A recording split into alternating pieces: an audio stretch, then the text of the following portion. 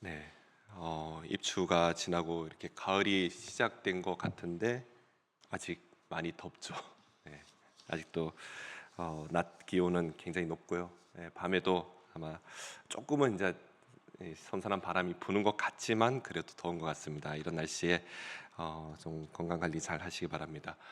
그리고 지금 어제부터 자인교회와 성림교회 청년연합 수련회, 네, 우리도 이 새벽에 청년들 몇 명이 참여했는데요. 정말 이 수련을 위해서 함께 기도해 주시기 바랍니다. 이 청년회 때에 정말 하나님의 말씀을 듣고 또 하나님을 경험하며 하나님 앞에 바로 서는 우리 청년들 될 수 있도록 기도 많이 해주시기 바랍니다.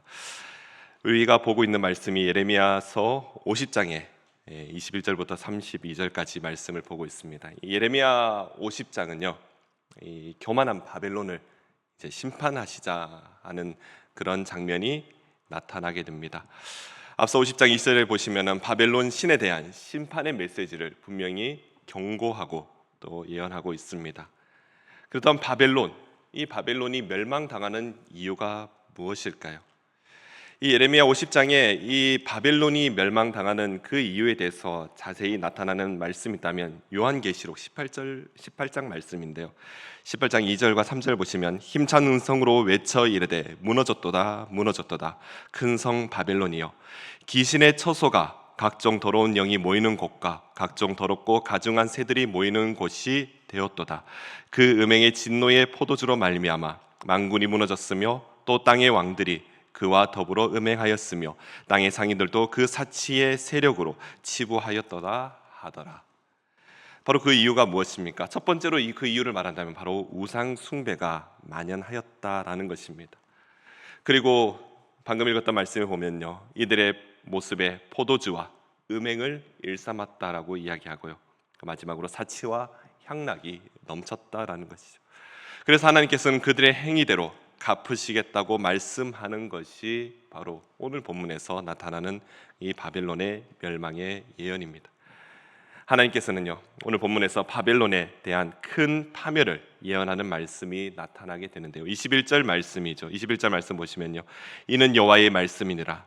너희는 올라가서 무라다임의 땅을 치며 그곳의 주민을 쳐서 진멸하되 내가 너희에게 명한 대로 다 하라.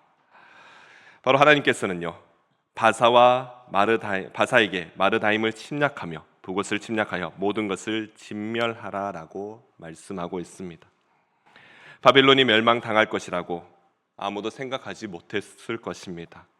특히 23절에 보시면요, 바벨론을 향하여서 온 세계의 망치라고 그렇게 표현합니다. 마치 지금으로 말하면은 미국과 같은 그런 세계의 가장 강한 강대국, 절대로 무너지지 않을 것 같은 그런 강대국, 그 강대국이 바로 이 시대의 바벨론이었던 것입니다. 그런 바벨론이 지금 하나님의 분노로 멸망당하게 된다라는 것이죠. 하나님께서는요, 분노의 무기들을 꺼내어 준비하고 계십니다. 바로 그 무기는 메대와 바사라는 것이죠.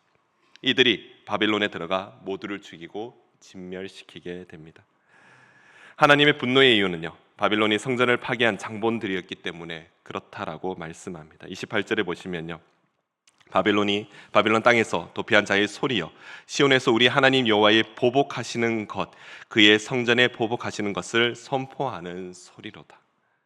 하나님께서는요, 분노하셨는데 바로 이 바벨론이 하나님의 전을 회파하였고 또 하나님을 무시하였기 때문이라는 겁니다. 바로 바벨론의 그런 하나님 앞에서 교만하는 그 행동 때문에 이 바벨론이 멸망하게 됩니다. 그래서 29절 마지막에 보시면 이렇게 말씀합니다. 그가 이스라엘의 거룩한 자 여호와를 향하여 교만하였습니다. 그래서 오늘 본문의 제목을 보시면요, 이 매일성경의 제목 보시면 성전의 보복이라고 나와 있습니다. 바벨론, 그들은 하나님을 믿지 않을 뿐 아니라 우상을 섬겼으며 그럼에도 그 시대의 최강국이었으며 하나님을 무시한 것입니다. 하나님 없이 세상에 성공한 사람들 우리 주변에도 많이 있습니다. 그러나 하나님 없는 성공은요, 사람을 교만하게 만든다라는 것입니다. 교만한 자의 특징이 무엇입니까? 교만한 자들은요, 하나님이 보이지 않습니다. 하나님의 음성이 들리지 않으며 오직 자신만이 최고이고 자신의 말만 맞다라고 주장하는 사람들이라는 것이죠. 반면에 겸손한 사람들은요, 하나님의 도우심과 하나님의 상 주심을 바라고 살아가는 자들이라는 것입니다. 그저 사람들의 시선에 연연하지 않으며 오직 하나님의 은혜를 바라보는 사람들, 바로 하나님 앞에 겸손한 자들이라는 거죠. 사랑하는 성도 여러분, 정말 하나님 앞에서 오만과 교만을 내려놓고 오직 겸손하게 나아가는 우리 성도 여러분 되시기를 간절히 소망합니다. 교만하였던 바벨론이죠.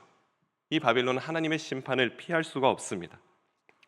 바벨론의 장정들이 거리에 엎드려졌다라고 오늘 기록하죠. 군사들이 전멸을 당하게 된다라고 오늘 본문에서는 나타나고 있습니다. 이 바벨론의 제약에 대해서는요, 다니엘서 5장에서 너무 자세히 나타나는데요, 바벨론의 마지막 왕이었던 벨사살 왕입니다. 그는 느부갓네살의 손자입니다. 벨사살은요, 부와 권력을 과시하기 위해 큰 잔치를 벌리게 되는데요, 그 잔치에 귀인 1000명을 초청해서 환락의 밤을 보내게 됩니다. 술에 취한 벨사살이 갑자기 이런 생각을 하게 됩니다. 느부갓네살 왕이 예루살렘을 패망시키고 예루살렘 성에서 탈취했던 그런 성전 물품들을 가져오라라고 이야기하는 거죠. 그리고 그 성물에 술을 부어서 그 왕후와 빈궁들, 귀족들과 함께 이방 신을 위하여 술을 마시게 되는 겁니다. 이것이 이 바빌론이 넘지 말아야 할 그 선을 넘은 장면이 되는 겁니다. 바로 하나님의 성전 물품을 가지고, 성물을 가지고 그들이 향락과 술 취함에 빠져 있었던 것입니다. 근데 갑자기 불가사한 일이 벌어지게 되죠.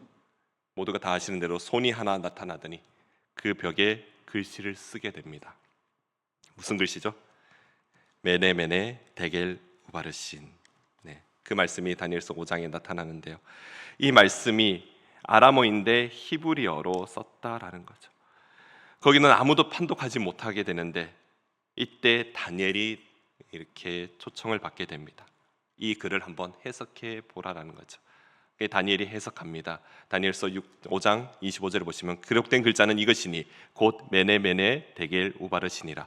그 글을 해석하건대 메네는 하나님이 이미 왕의 나라를 시대를 세워서 그것을 끝나게 하셨다 하미요, 데겔은 왕을 저울에 달아보니 부족함이 보였다 하미요, 베레스는 왕의 나라가 나뉘어서 메대와 바사 사람에게 준바되었다 함이니이다 하니.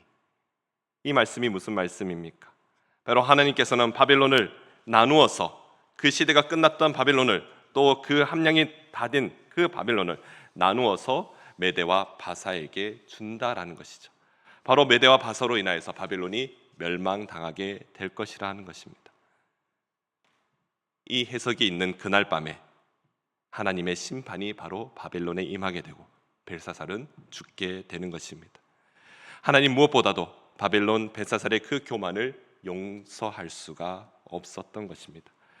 바벨론의 심판의 가장 결정적인 원인, 그들의 오만과 교만이었습니다. 잠언 기자는 이렇게 말합니다. 18장 12절에 사람의 마음의 교만은 멸망의 선봉이요 겸손은 종기의 길잡이니라. 하나님께서는요, 사람을 쓰시려고 하실 때 때로는 교만한 자를 고쳐 쓰시기도 하십니다. 대표적으로 모세는 나이 40에 그는 정말 오만한 자였습니다. 그는 자기의 힘으로 모든 것이 다 할 수 있는 그런 위치에도 있었고 그렇다라고 생각했습니다. 그러나 그런 모세를 하나님께서는요, 광야의 그 40년으로 연단하시고 결국 하나님의 사람으로 거듭나게 하셨습니다. 사랑하는 성도 여러분, 지금 나의 이 고난, 어쩌면 하나님께서 우리를 연단시키는 과정일지도 모릅니다. 이런 연단을 통해서 하나님께서 하나님의 사람으로 쓰시고자 하는 그런 하나님의 은혜라는 것을 반드시 기억하시기 바랍니다. 그러나 때로는요, 하나님께서는 교만한 자를 미워하시기에 벌을 하실 때도 있습니다. 이 또한 말씀이 잠언 16장 5절에 나타나는데요, 무릇 마음이 교만한 자를 여호와께서 미워하시나니 피차 손을 잡을지라도 벌을 면하지 못하리라. 사랑하는 성도 여러분, 저와 여러분은요, 아차하면은 이런 교만과 오만에 빠지기 쉬운 연약한 자들입니다. 이럴 때는요, 우리의 연약함이 하나님의 은혜를 잊어버릴 때가 많다라는 것이죠. 오늘도 우리에게 주시는 하나님의 그 은혜를 반드시 기억하며 겸손함으로 하나님 앞에 나아가는 우리 모든 성도님 되시기를 간절히 소망합니다. 우리의 연약함을 고백하며 정말 하나님의 도우심을 구하며 기도하며 오늘 하루도 하나님께 붙어 하나님께 감사하는 오늘 하루가 되는 모든 성도님 되시기를 간절히 소망합니다. 기도하겠습니다. 주님 감사합니다. 오늘 하루를 시작하는 이 아침에 말씀과 기도로 하나님 앞에 나가게 하심에 감사드립니다. 오늘 하루도 주님과 동행하는 하루가 되게 하시고 주님의 도우심을 구하며 매 순간마다 감사와 기쁨이 넘치는 오늘 하루가 되게 하여 주시옵소서. 어제부터 2박 3일 동안 이곳에서 주의 청년들이 말씀과 기도와 찬양으로 하나님께 올려드리고 있습니다. 이 청년에 대해 주님의 은혜를 기억하게 하시고 하나님 앞에 더욱 겸손히 나아가는 주님의 자녀들이 되게 하여 주시옵소서. 그리하여 은혜의 그 물결 속에 힘껏 하나님 앞에 누리며 나아가는 이런 수련회가 되게 하여 주시옵소서. 감사드리며 예수님의 이름으로 기도드립니다. 아멘.